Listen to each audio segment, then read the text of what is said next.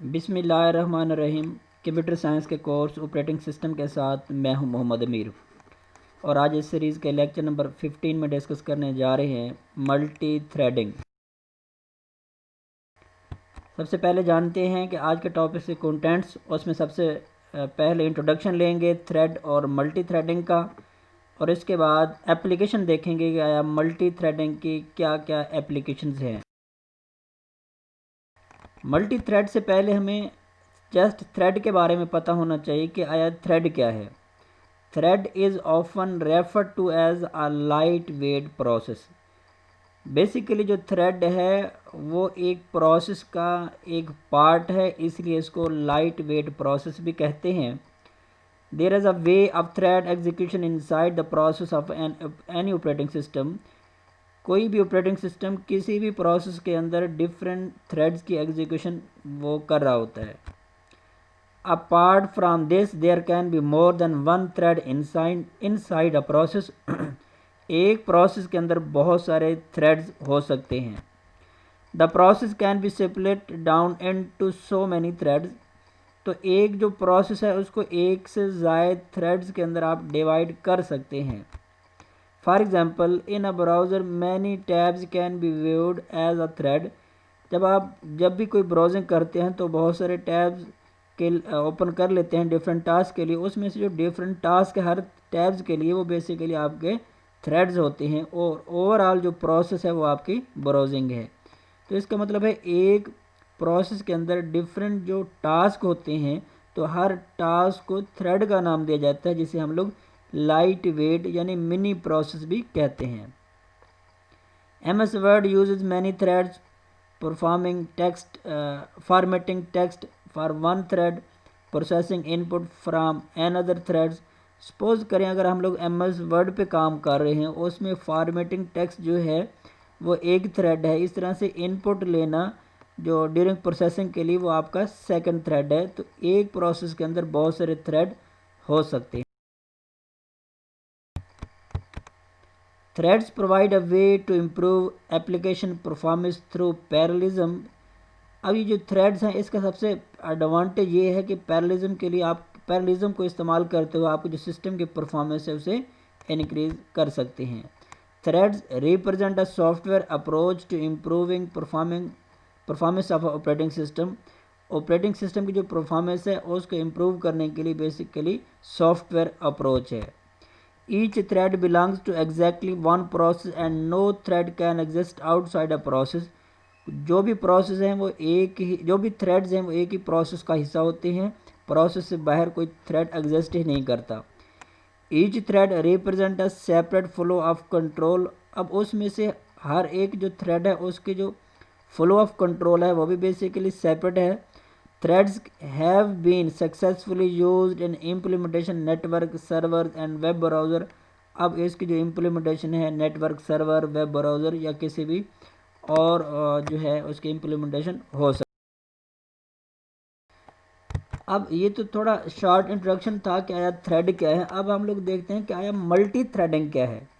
Multi threading is the phenomena of executing more than one thread in the system.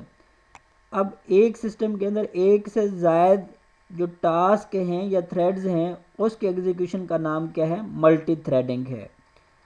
where the execution of these threads can be of two different types। अब उनमें से जो इसकी execution है दो तरह की हो सकती है। एक को कंकरेंट कहते हैं और दूसरे को पैरेलल मल्टी थ्रेड एग्जीक्यूशन कह सकते हैं। The execution in this is both concurrent and parallel. अब उसमें जो एग्जीक्यूशन है वो आपकी कंकरेंट भी हो सकती है और पैरेलल भी हो सकती है। अब कंकरेंट एग्जीक्यूशन मल्टी थ्रेडिंग में क्या हो सकती है, if the processor can switch execution resource between threads in a multi-threaded process on a single processor, then it is said to be a concurrent execution। अगर सिंगल प्रोसेसर में जो multi thread के दरमियान यानी डिफरेंट जो task हैं different जो threads हैं उनके दरमियान रिसोर्सेज की स्विचिंग हो रही है तो इस तरह के एग्जीक्यूशन को कंकरेंट एग्जीक्यूशन कहते हैं। अब पैरेलल एग्जीक्यूशन क्या है, when each thread in the processor can run on a separate processor at the same time in the same multi-threaded process, then it is said to be a parallel execution.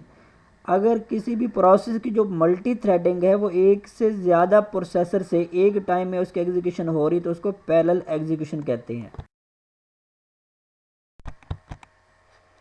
It is usually used for its essential characteristics like it uses the system resource efficiently, high performance, greatly responsive and also its parallel execution ability. अब multi threading के advantages में अगर हम लोग देखें तो ये system की रिसोर्स की जो एफिशिएंटली यूजेज है उसको इंक्रीज़ करने के लिए, सिस्टम की परफॉर्मेंस को बढ़ाने के लिए और पैरेलल एग्जीक्यूशन की जो एबिलिटी है इन एक टाइम के अंदर बहुत सारे टास्क को परफॉर्म करने के लिए इसका इस्तेमाल किया जाता है. आप इस डायग्राम में देख सकते हैं कि आपका कोई भी प्रोसेस वो सिंगल थ्रेड भी हो सकता है. सिंगल थ्रेड मीन कोई भी प्रोसेस के अंदर जस्ट एक टास्क भी परफॉर्म हो सकता है.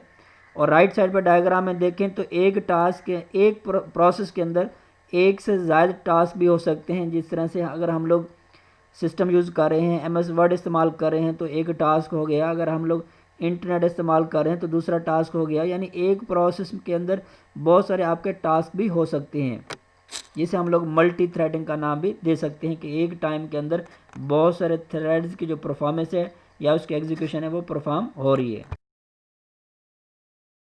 इस डायग्राम में आप देख सकते हैं कि बहुत सारे टास्क हैं. टास्क 1 है, टास्क 2, टास्क 3 एक टाइम के अंदर मल्टी थ्रेडिंग के सिस्टम को इस्तेमाल करते हुए उसकी जो एग्जीक्यूशन है वो परफॉर्म हो रही होती है. बट इसमें अगर आपका CPU सेम भी एक भी हो सकता है और एक से ज़्यादा भी हो सकता है. अगर एक CPU है तो ये कंकरेंट एग्जीक्यूशन है, अगर एक से ज़्यादा CPU हैं तो ये आपकी पैरेलल एग्जीक्यूशन है.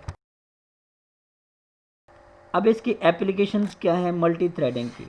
During code development, the application programmer splits the entire process into threads, units of independent instruction, and example of threads are several background, front end tasks such as updating data in file system, capturing the log files, multiple windows operations management, file scanning, continuous interaction with user. ये basically एक time के अंदर आप file भी scan कर रहे होते हैं.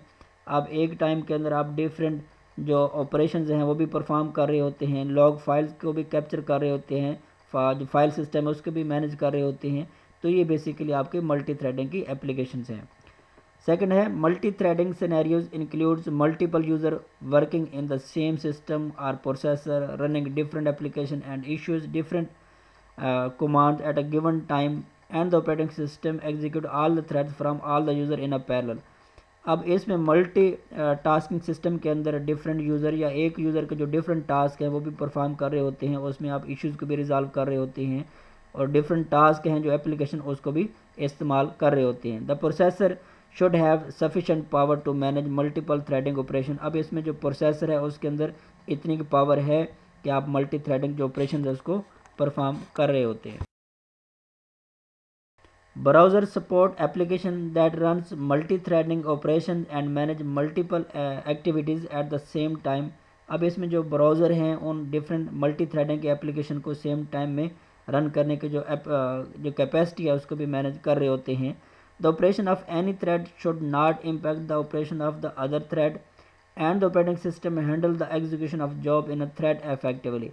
अब इसमें मल्टी थ्रेडिंग के अंदर एक थ्रेड की जो एग्जीक्यूशन है दूसरे थ्रेड्स के ऊपर वो जो है वो असरअंदाज नहीं होगी. उसकी जो है इंडिविजुअली उसकी एग्जीक्यूशन हो रही होती है और ऑपरेटिंग सिस्टम इसको मैनेज कर रहा होता है.